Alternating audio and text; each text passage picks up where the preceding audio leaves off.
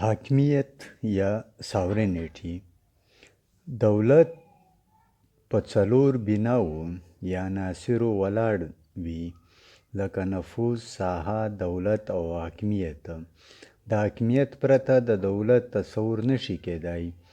حاکمیت یوازې دا نه چې دولت د نورو سازمانونو جلا کوي، په حقیقت کې په ټولو سازمانونو ځانګړی یا برلاسي کوي هم.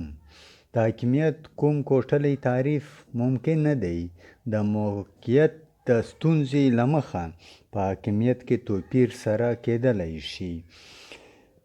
په عامه توګه زموږ سره د حاکمیت شپږ ډولونه دي چې په لاندې ډول دي. اول، تش په نوم حاکمیت یا ټیټولر ساورینټي، چې کله حاکمیت په ظاهري یا نمایشي بڼه د یو کس یا ادارې په لاس کې وي، نو موږ ورته تش په نوم حاکمیت وایو. په داسې شرایطو کې حقیقي د دولت ځواک بل چا په لاس کې وي. دا ډول حاکمیت په پارلماني طرز حکومت کې تر سترګو کیږي.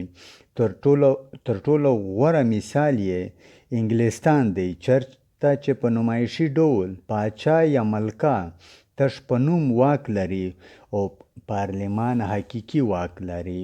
دویم، حقیقي یا اصلي یعنی ریل ساورینټي، کله چې د دولت حاکمیت په عملي توګه د یو کس یا ادارې لخوا تمرین کیږي، دا د اصلي یا حقیقي حاکمیت په نامه یادیږي.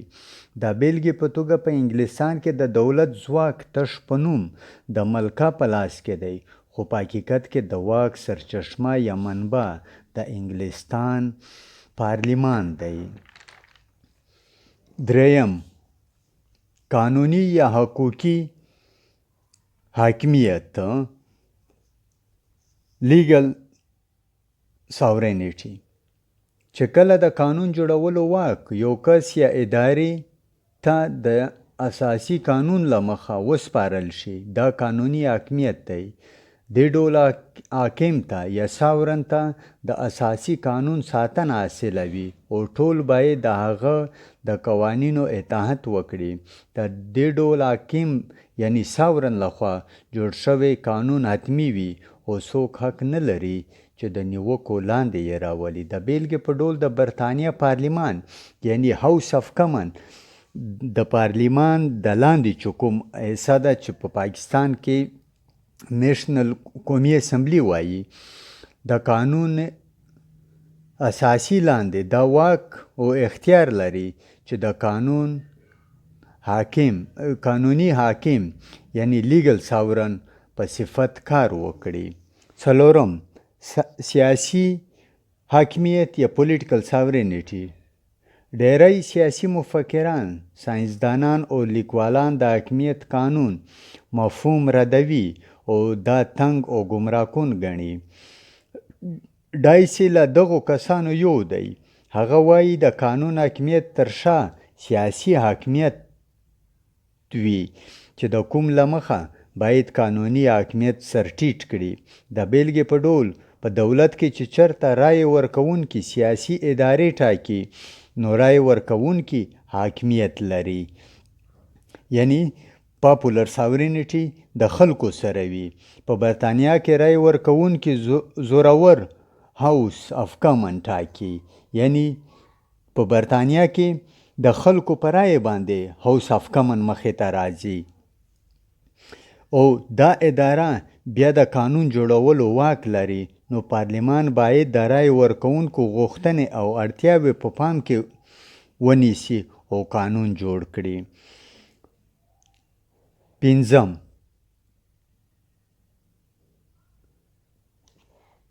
پنځم، مشهور یا عمومي یعنی پاپولر ساورینټي، که یوازې رایې ورکوونکي واکمن یا حاکم وي، دا سیاسي حاکمیت دی. او که ټولو وګړو ته پرته د کوم تبعیض یعنی ډیسکریمینیشن مساوي فرصتونه ورکړل شي چې د دولت په سیاسي چارو کې یې ولوبوي، دا عمومي حاکمیت بلل کیږي. د دې مثال 1500 کاله د عیسی علیه السلام نه وړاندې د یونان په ښاري دولتونو کې مخامخ دیموکراسي یعنی ډایرکټ دیموکراسي ده. هلته ټولو وګړو ته د سیاسي فعالیتونو په برخه کې د پام وړ رول لوبولو مساوي فرصتونه ورکړل شوي وو. 6. د قانون له مخه حاکمیت ډي جورې ساورینټي. دا ډول حاکم قانوني او اساسي حاکم دی او دا عدالتونو لخوا منل شوی. که چیرې جمله کسان یا ادارې د دولت ستر ځواک په بشپړه او دایمي توګه وکاروي، دا د قانون له مخه حاکمیت بلل کیږي. هغه دولتونه چې د نړیوالو قوانینو او دولتونو لخوا منل شوي دي ډي جور حاکمیت لري. 7. د حقیقت یا واقعیت له مخه حاکمیت ډي فیکټو ساورینټي. د دولت واک د څو کسانو یا ادارو په لاس د لنډمهاله دورې پورې د حقیقت له مخه حاکمیت بلل کیږي. هغه هیوادونه چې حکومتونه یې بې ثباته او یا د نړیوالو چارو ترسره کولو توان نه لري، هیڅ کله د نورو هیوادونو لخوا په رسمیت نه دي پیژندل شوي. داسې دولتونه د حقیقت له مخه حاکمیت لري یعنی ډي فیکټو ساورینټي لري.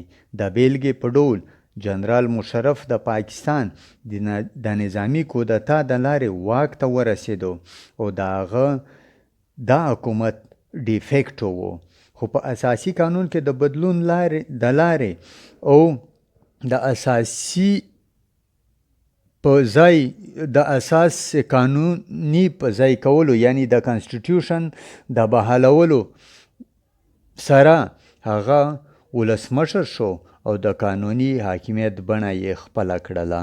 مننه.